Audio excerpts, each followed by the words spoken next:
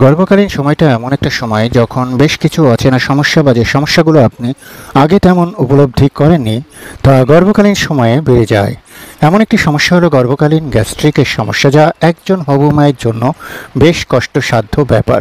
সুতরাং আজ থাকবে কি গর্ভকালীন গ্যাস্ট্রিকের সমস্যা বিষয়ে কিছু পরামর্শ। হ্যাঁ, নমস্কার সবাইকে, আশা করছি সবাই ভালো আছেন। তো গর্ভাবস্থায় যে গ্যাস্ট্রিকের প্রবলেমটা হয়, আজকের আলোচ্য বিষয় হলো এইটা। গর্ভাবস্থায় প্রচুর গ্যাস তৈরি হবার কারণটা কি? গর্ভাবস্থায় প্রচুর গ্যাস তৈরি হবার অন্যতম একটা প্রধান কারণ হলো প্রোজেস্টেরন হরমোন।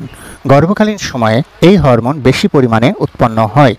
এই হরমোনটি আপনার পাচনতন্ত্র এবং পুরো শরীর জুড়ে পেশিকে শিথিল করে। এই শিথিল পেশিগুলো হজম শক্তি হ্রাস করে ফেলে। ফলে যখনই বেশি পরিমাণে খাওয়া হয় তখন কি হয়, গ্যাস বা পেট ফাঁপা, ঢেকুর ওঠা সহ অন্ত্রে নানা রকম খারাপ অনুভূতি সৃষ্টি করে।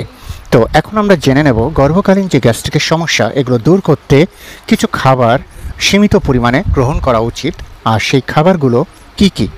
গর্ভকালীন সময়ে গ্যাস্ট্রিকের সমস্যা স্বাভাবিকভাবে বেড়ে যায়, তবে কিছু খাবার থেকে গ্যাস্ট্রিকের সমস্যা আরও বেড়ে যেতে পারে। আর এই ধরনের খাবারগুলো গর্ভকালীন গ্যাস্ট্রিকের সমস্যাকে আরও জটিল করে তুলতে পারে। তাই বেশি কিছু খাবার গ্রহণের ক্ষেত্রে কিছুটা সাবধান হওয়া উচিত। যেমন কিছু শাকসবজিতে, যেমন ফুলকপি, পাতাকপি, ব্রকলি, ব্রাসেল, তারপর স্প্রাউটসে, অথবা এইসব, বিশেষ করে এইসব নামক খাবারগুলোতে সুগার থাকে, যা স্বাভাবিকভাবে গ্যাস সৃষ্টি করে। যাদের গ্যাস্ট্রিকের সমস্যা বেশি তাদের উচিত এই সবজিগুলো একেবারে কম পরিমাণে গ্রহণ করা অথবা বাদ দেওয়াটা খুবই ভালো।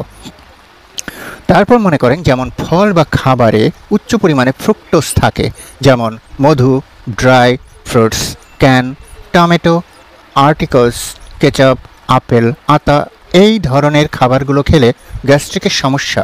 এছাড়া কর্ন সিরাপ, যা ফ্রুক্টোজের একটা ফর্ম এবং বিভিন্ন প্রক্রিয়াজাত খাবারে ব্যবহার করা হয়, এই ধরনের খাবারগুলো খেলেও পেট ফুলে যাওয়ার মতো অস্বস্তি লাগতে পারে। ভালো হয় এই খাবারগুলো গ্রহণের ক্ষেত্রে সাবধান হওয়া, বিশেষ করে বাইরে থেকে কোনো প্যাকেটজাত খাবার কিনলে ফুড লেভেল পড়ে নেওয়া উচিত। তারপর মনে করেন কিছু উচ্চ ফাইবার সমৃদ্ধ খাবার, যেমন গমের তৈরি খাবার, ওটস ব্রান, তারপর শিম বা মটর দানা, এই খাবারগুলো সাধারণত বৃহদান্ত্র মানে লার্জ ইন্টেস্টাইন ভেঙে যায় এবং গ্যাসের সমস্যা সৃষ্টি করে।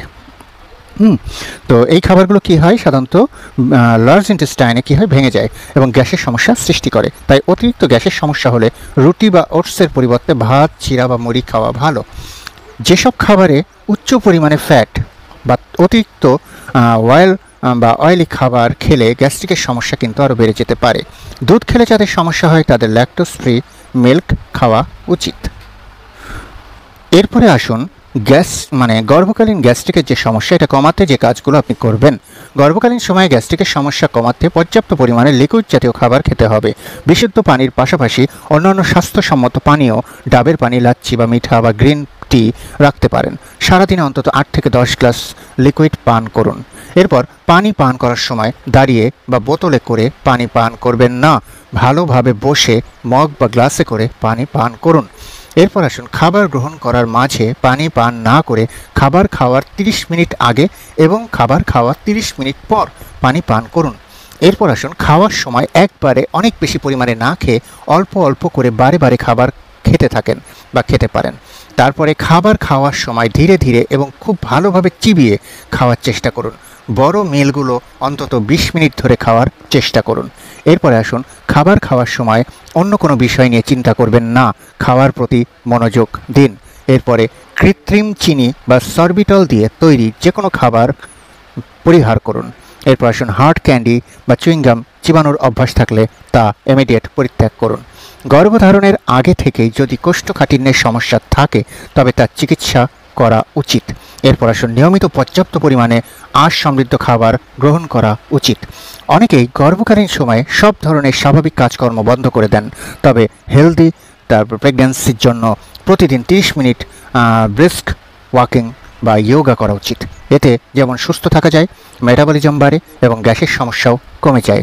গর্ভকালীন সময়ে প্রতিদিন 3-4টি কাঁচা আমলকি লবণ ছাড়া খেলে গ্যাস্ট্রিকের সমস্যা অনেকখানি কম থাকবে। খাবার 1 চা চামচ কিছুটা মৌরি দানা বা মিষ্টি জিরা চিবিয়ে খেতে পারেন। এরপরে যে সবচেয়ে গুরুত্বপূর্ণ কথা, ডাক্তারের পরামর্শ ব্যতীত কোনো ধরনের গ্যাস্ট্রিকের মেডিসিন খাবেন না। আবার বলছি, যে কোনো ধরনের প্রবলেম সৃষ্টি হলে গ্যাস জাতীয় কোনো মেডিসিন যদি খেতে হয় অবশ্যই ডক্টরের কাউন্সিল গ্রহণ করবেন এবং ডক্টর যে মেডিসিনটা বলে দেবে ঠিক সেই মেডিসিনটাই আপনি খাবেন। কারণ আপনি যদি আন্দাজে ওষুধ খান আপনার প্রেগন্যান্সিতে কমপ্লিকেশন সৃষ্টি হতে পারে। কারণ আপনি জানেন কিনা জানি না, প্রেগন্যান্সির কিন্তু ক্যাটাগরি থাকে এবং গ্যাস্ট্রিকের মেডিসিনেরও কিন্তু 4টা ক্যাটাগরি আছে, A, B, C and D। কোনটা যে আপনার প্রেগন্যান্সির জন্য ওয়ার্নিং, কোনটা যে আপনার প্রেগন্যান্সির জন্য সুইটেবল, এটা একমাত্র ডক্টর বলতে পারবে। অথবা আপনি নিজে যদি কোনো ঔষধ গ্রহণ করেন সেক্ষেত্রে প্রবলেম সৃষ্টি হতে পারে। আশা করছি ভিডিওটা আপনাদের জন্য উপকার বয়ে আনবে। আশা করছি সবাই ভালো থাকবেন, সুস্থ থাকবেন এবং পারলে ভিডিওটা শেয়ার করবেন যাতে অন্যরাও উপকৃত হয়। Thank you very much. আজকের মতো বাই। সামনে আবার দেখা হবে নতুন কোনো ভিডিও।